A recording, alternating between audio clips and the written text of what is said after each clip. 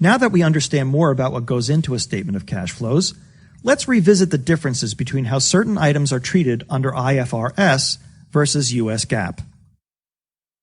With an increased number of businesses expanding into global markets, more than 100 countries throughout the world are currently adhering to the International Financial Reporting Standards, or IFRS. In the United States, GAAP adherence is strictly followed and is required by outside audit agencies prior to receiving their approval. To better understand the differences in accounting treatment with respect to the statement of cash flows between US GAAP topic ASC 230 and the IFRS IAS 7, let's first look at how bank overdrafts are handled by each GAAP ASC 230 and the IFRS IAS 7.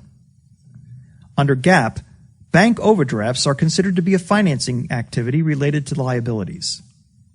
Under IFRS, this would be reflected under operating activities and treated as a cash or cash equivalent.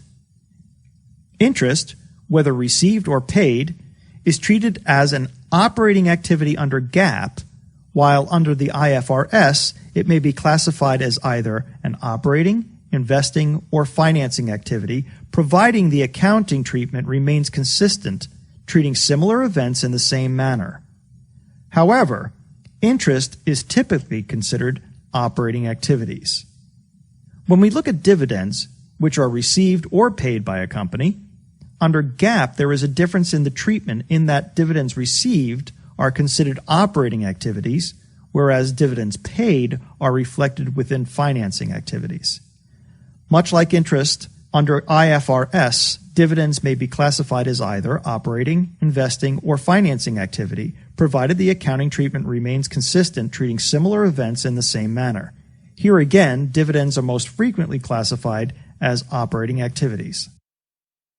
In this tutorial, we have covered how the statement of cash flow is used, the various categories and components of the statement of cash flows, the difference between the indirect method of preparing a statement of cash flows versus the direct method, and we went step by step to illustrate how to prepare our statement of cash flows using our income statement, balance sheet, and noted business events.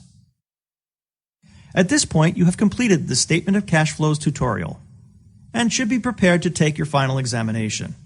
Please feel free to review any areas you are uncomfortable with, and good luck on the exam.